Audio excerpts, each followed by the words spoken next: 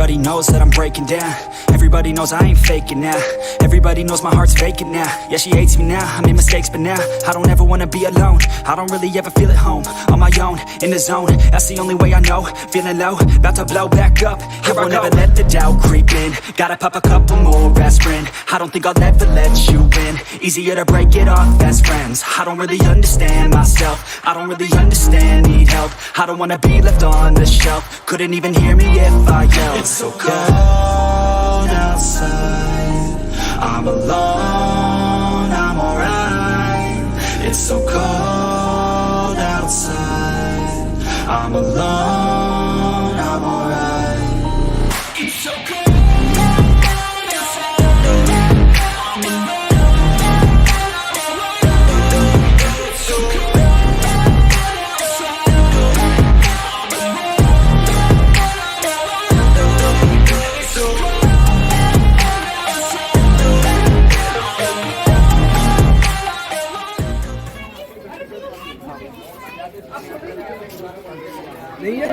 देखिए यहाँ पर देखने के लिए दो जगह हैं, सीकरी और फतेहपुर। बादशाह अकबर ने इस किले को बनाया जो तीसरे मुगल थे, पहले बाबर, हुमायूं और अकबर। यहाँ उन तीनों रानियों के लिए हम अलग अलग महल देखेंगे। दीवाने आम, दीवाने खास, पंच महल, तानसेन गाना गाने की जगह, अकबर का बेडरूम, चौपड़ खेलने की जगह, स्कूल ऑफ कुरान, इस तरह से सब सीकरी में बना हुआ है। उसके बाद जो सेकंड पार्ट हम देखेंगे फतेहपुर, जहाँ बादशाही दरवाज़ा, बुलंद दरवाज़ा, जामा मस्जिद और सबसे खास बात अकबर के गुरु का समाधि शेख सलीम चिश्ती की दरगाह है, जिनकी दुआओं से हिंदू रानी जोधाबाई से लड़का हुआ सलीम, जिसको बाद में जहांगीर के नाम से जाना है। तो ये जो किला हम देख रहे हैं ना, जहांगीर के होने की खुशी में बनाया है। इस किले को बनने में 12 साल लगी, 1570 से 1582। तो पहले हम देखेंगे सीकरी, फिर उसके बाद फतेहपुर। ये जो पूरा किला हम देख रहे हैं ना, अरावली पहाड़ी के ऊपर बना हुआ लाल पत्थर से। ये जो स्टोन हम देख रहे हैं ना, ये रेड सैंड स्टोन है, लाल पत्थर। इसके ऊपर कोई कलर या कोई पेंट नहीं है, ये उसी समय का ओरिजिनल रेड सैंड स्टोन लाल पत्थर। ये जो पूरा ओपन कोर्टयार्ड हम देख रहे हैं, दीवानी आम था उस समय का, पब्लिक कोर्ट, जनता दरबार।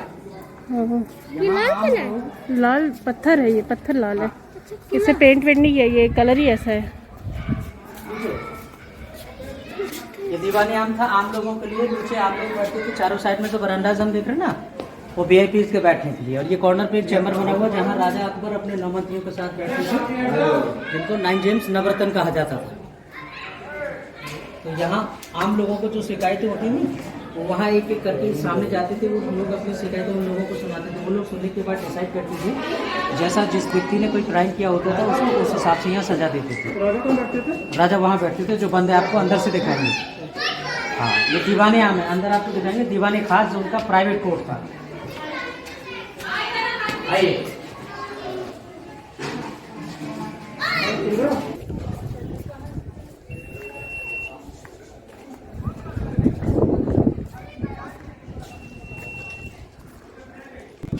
चबूतरा आप देख रहे हैं, ये तुलादान था। जब जहांगीर पैदा हुए 1569 में हिंदू रानी जोधाबाई से, तो उसके होने की खुशी में बादशाह अकबर यहाँ तुलादान किया। तराजू के एक पलड़े में जहांगीर और दूसरे में सोने और चांदी की मोहरें सर्पियां, जो गरीब लोगों में खैरात किया।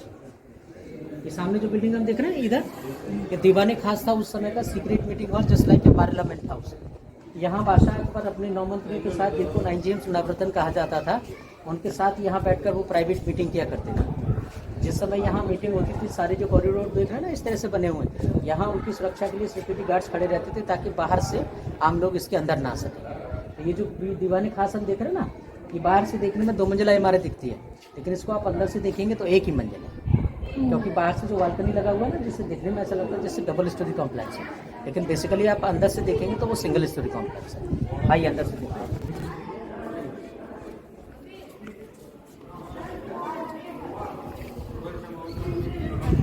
ये देखिए, ये दीवाने खास हम देख रहे हैं, अंदर आप देख रहे हैं ना, इसके लिए एक छत है। ऊपर जाने के लिए जो सामने जो दरवाजा हम देख रहे हैं, एक ये, एक इधर, अंदर में दोनों सीढ़ियाँ ऊपर जाने के लिए जो बंद है। इसके सामने जो बिल्डिंग आप देख रहे हैं, ये उस समय का royal treasury like a bank खजाना महल था। उस ज़माने में कोई भी किसी भी प्रकार का फर्नीचर जैसे लगा रहता है बैंक के अंदर में, इस बिल्डिंग के हर कॉर्नर के अंदर में वो लॉकर्स बनाए गए, जैसे पैसा रखने के लिए लॉकर्स होते हैं ना बैंक के अंदर। इस बिल्डिंग के हर कॉर्नर के अंदर वो लॉकर्स बनाए। और उस समय जो बिल्डिंग हम देख रहे हैं, इसका डबल डोर होता है। बाहर आप जितने भी दरवाजे, हाँ, इसका double security system of door हुआ करता था। जैसे बाहर आप जितने दरवाजे देख रहे हैं ना, मेन दरवाजे को छोड़कर जैसे ऊपर स्क्रीन दिख रहा है ना जालियाँ, इस तरह से जालियाँ हुआ करती थी। बिल्डिंग के हर कॉर्नर की जो दीवार आप देख रहे हैं ना, इस तरह से ये जो दीवार हम दिख रही है अंदर से खाली है, होलो फ्रॉम इनसाइड लाइक अच्छा। ये अंदर से गहरा है, अंदर से बहुत ज़्यादा गहरा नहीं, 1 से 1.5 फीट गहरा है।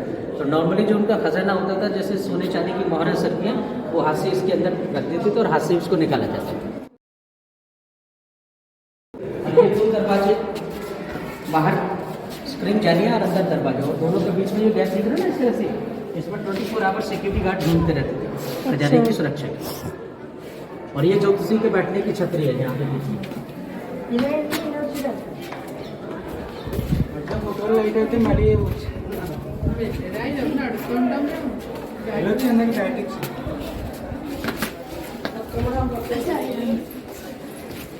वाह। यहाँ उनके ज्योतिषी जी के बैठने की छतरी। उनके राज दरबार में एक राज पुरोहित ज्योतिषी हुआ करते थे जिनका नाम था पंडित पुरुषोत्तम दास। वो यहाँ बैठते थे और बादशाह अकबर की भविष्यवाणी किया करते थे। और रात के समय जब बादशाह अकबर को ख्वाब देते थे तो उसको सुबह के यहाँ उनके साथ डिस्कस करते थे। जो डिजाइन हम देख रहे हैं ना, ये पूरा जैन आर्किटेक्चर है। आज जितना भी राजस्थान के अंदर में जैन टेम्पल बने हुए, माउंट आबू रणकपुर में, वो ये सेम डिजाइन, ये 2 पीसेस में बना हुआ है। बीच में आप देखेंगे सेंटर होल है और दोनों जो पीसेस है ना, इसको इंटरलॉक सिस्टम के थ्रू कनेक्ट किया हुआ है। शादी विवाह में जैसे आप एक मंडप देखते हैं ना, देखने में सेम लगता है बना हुआ। और सारे जो पिलर हम देखेंगे नीचे से ऊपर तक, वो एक ही लाइन में लगे हुए, जिससे देखने में ऐसा लगता है जैसे चाइनीज डिजाइन होता है ना, लाइक ए पगोडा स्टाइल। यहाँ उनकी जो तीनों रानियाँ थी, हिंदू, मुस्लिम और क्रिश्चियन, जो अपने अपने त्यौहार होते थे ना, होली, दिवाली, दशहरा, ईद, उसको सेलिब्रेट करने के लिए हमेशा टॉप फ्लोर जाया करते थे। जैसे हिंदू रानी सुबह सूर्य को जल देना, सूर्य की पूजा करना, करवा चौथ के दिन चंद्रमा को जल देना, मुस्लिम नारी रात्रि में ईद का चांद देखना, क्रिश्चियन नानी 25 दिसंबर क्रिसमस डे सेलिब्रेट करना। तो इस तरह से उनके जो त्यौहार होते थे उनको सेलिब्रेट किया करते थे। तो ये जो पूरा एक कैंपस देख रहे हैं ना, उनका एक रेजिडेंशियल कॉम्प्लेक्स था। तीनों रानी के लिए रहने के लिए आपको दिखाएंगे महल, अकबर का बेडरूम, तानसेन गाना गाने की जगह, फिर देखते हुए फतेहपुर चलेंगे। आ जाओ।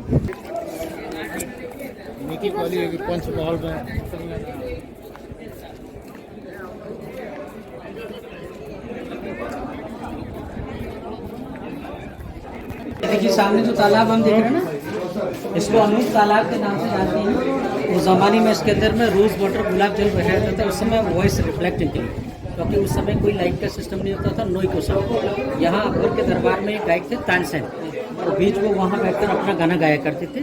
जिस समय वो अपना गाना गाते थे, ये जो पूरा एरिया आप देख रहे हैं ना, ये कैनोपी के थ्रू कवर्ड रहता था बंद, और ये गुलाब जल से फुल रहता था।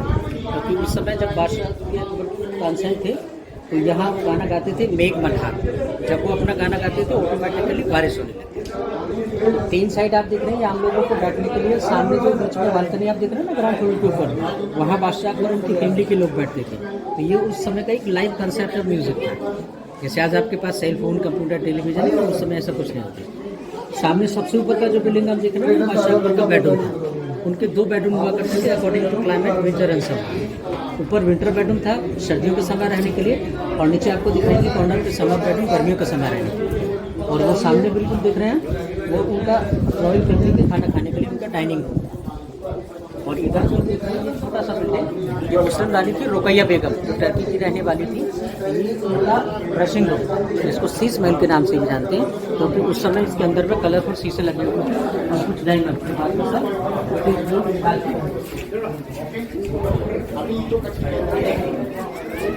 इसके अंदर आप देखेंगे चारों साइड में छोटे छोटे स्लॉट बने हुए हैं। उन सब में छोटे छोटे डायमंड के पीसेस हुआ करते हैं। बेसिकली जो सारे जो बॉक्सेस बने हुए ना, इनको कलरफुल शीशे से कवर्ड कर दिया जाता है, ताकि रात के समय जब कोई पॉइंटिंग लैंप या ऑयल लैंप जलाते थे तो जिससे पूरे महल के अंदर रोशनी होती। ये उनका केवल ड्रेसिंग रूम, बाकी की जैसे और बिल्डिंग थी, जैसे उनका bedroom, dining hall, lobbies almost सब टूट गया।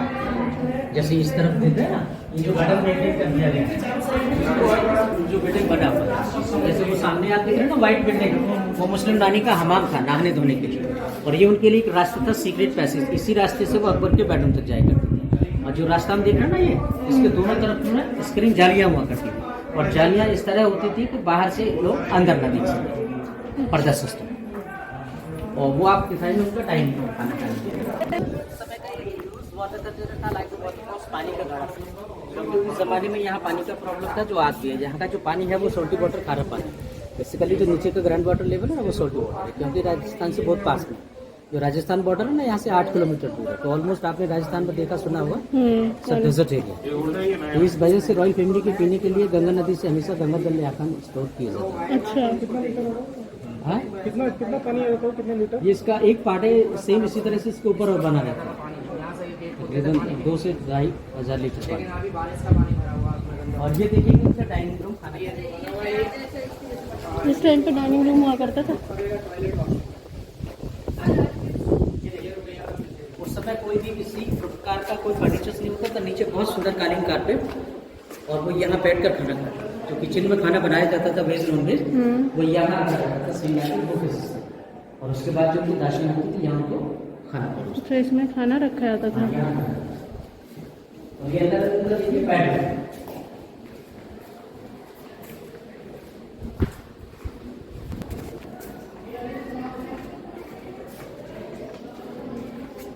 ये उनका बेडरूम है। जैसा बाहर मैंने आपको बताया, उनके 2 बेडरूम के ऊपर विंटर था, ये समर बेडरूम।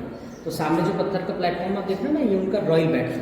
इसके ऊपर चढ़ने के लिए उस समय तीनों साइड में लकड़ियों की सीढ़ियाँ लगा दी जाती थी, जिससे ऊपर चढ़ते थे। उसके बाद उनको हटा दिया जाता था ताकि आम लोग बैठ के ऊपर तक जा सकें। ये नीचे पूरा ग्राउंड फ्लोर हम देख रहे हैं ना, ये उस समय पानी से भरा रहता था। और पानी बहुत ज़्यादा नहीं, इसलिए नीचे पानी रहता था ताकि गर्मियों के समय पूरा ठंडा बना रहे। क्योंकि जब नॉर्थ साइड से हवा चलती थी, पीछे आप देखेंगे पूरा खुला एरिया, ओपन स्क्रीन एरिया। तो जब हवा पानी से टच होकर पास होती थी स्क्रीन पे, ठंडा लगता तो पूरा महल ठंडा बना रहता था। सेम लाइक जैसे नेचुरल एयर कंडीशनर सिस्टम होता है ना। हाँ, और इस बेडरूम के आने के लिए हमेशा तीनों रानी के लिए अलग अलग रास्ते थे। जो सामने दरवाजा हम देख रहे हैं ना, इधर से मुस्लिम रानी अपने महल से आती थी। जो सीढ़ियाँ देख रहे हैं, जो दरवाजा बंद किया हुआ है, इधर से हिंदू रानी जोधाबाई अपने महल से आती थी। और ये जो सामने हम देख रहे हैं, इधर से मरियम रानी जो अपने महल से इधर आती है। ये जो यहाँ दरवाजे आप देख रहे हैं, यहाँ कहीं भी कोई भी लकड़ियों के दरवाजे नहीं होते थे, केवल कर्टन्स, पर्दा सिस्टम रहता था। और यहाँ जो कुछ पॉट आप देख रहे हैं ना, इसमें भी अलग अलग तरह के जो सीडेड वाटर होते थे, जैसे रोज वाटर और अलग तरह के जो ठंडे पानी में मिलाकर यहाँ भर दी जाती थी ताकि गर्मी के समय पूरा ठंडा बना जाए।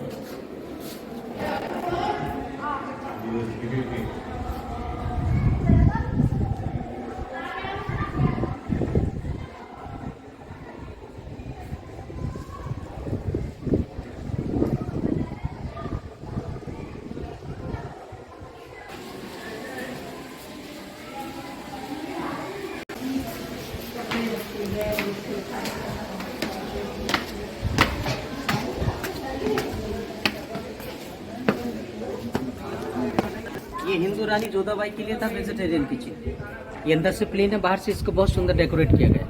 जो सामने डिजाइन आप देख रहे हैं ना, ये सब पर्शियन डिजाइन है, जैसे नॉर्मली आप घर में चटाई के यूज़ करते हैं ना। ये बीच में कुछ इयरिंग्स पैटर्न्स है, कान के झुमकों की डिजाइन है। और जो 56 नया के झुमके हैं, जैसे राजस्थानी झुमके होते हैं ना, तो ये वेजिटेरियन किचन था। और वो सामने नॉन वेजिटेरियन। ये जो सीढ़ियाँ आप देख रहे हैं, ऊपर एक सीक्रेट पैसेज है रानियों के आने जाने के लिए। रानी इसी रास्ते से जो आपको बेडरूम बताया ना, उधर जाया करती थी। इधर आपको जो पंचमहल बताया उसके 3rd फ्लोर से कनेक्ट है। तो शाम के समय रानियाँ इसी रास्ते से हवा का एंजॉय करने के लिए शाम को वहाँ जाती थी। ये कॉर्नर पे एक जो बिल्डिंग आप दिख रही है, मरियम रानी का महल था, जो गोवा की रहने वाली थी, उनकी तीसरी रानी। ऊपर सर्दियों के समय रहती थी, नीचे गर्मियों का समय रहता था। ये अंदर से टूटा हुआ है, आज भी इसमें रिपेयर कार्ड चलता है। आज संडे छुट्टी है, जैसे देख रहे हो ना, पूरा टूट गया है। जो राजस्थान की रहने वाली थी, जो आगे की राजा थी भारमल, उनकी रानी की बेटी थी और राजा मानसिंह की बहन थी। जो राजा मानसिंह बाद में अकबर के दरबार में आर्मी चीफ कमांडर थे। ये जो महल आप देखेंगे, जैसे राजस्थान में आप हवेलियाँ देखते हैं ना, हवेलियों की तरह बनाया गया है इसको आने जाने के लिए एक ही रास्ता सेम वे। जिस रास्ते से हम अंदर चलेंगे, इसी से बाहर वापस आएंगे। और अंदर जाने से पहले सामने जो रूम आप देख रहे हैं ना, ये उनका एक रिसेप्शन था। जो भी कोई उनसे मिलना चाहती थी, यहाँ उनसे पूछने के बाद तब महल के अंदर जाते थे। और ये सामने 2 विंडोज़ हैं, बालकनी, जैसे राजस्थान के अंदर हवेलियों में होती ना, सुबह सनराइज कर लेकर सूर्य को जल देना, सूर्य की पूजा करना। तो ये 2 विंडोज़ हैं झरों की। ये डिज़ाइन जो आर्किटेक्चर इस बिल्डिंग का आप देखेंगे, जैसे आप डोम देख रहे हैं ना ऊपर, वो राजस्थानी आर्किटेक्चर है। ये जिस गेट का जो आर्च आप देख रहे हैं, ये इस्लामिक है। और ये देख रहे हैं ना ऊपर, चर्च का बना हुआ क्रिश्चियन आर्किटेक्चर। तो ये प्री इंडो इस्लामिक आर्किटेक्चर है।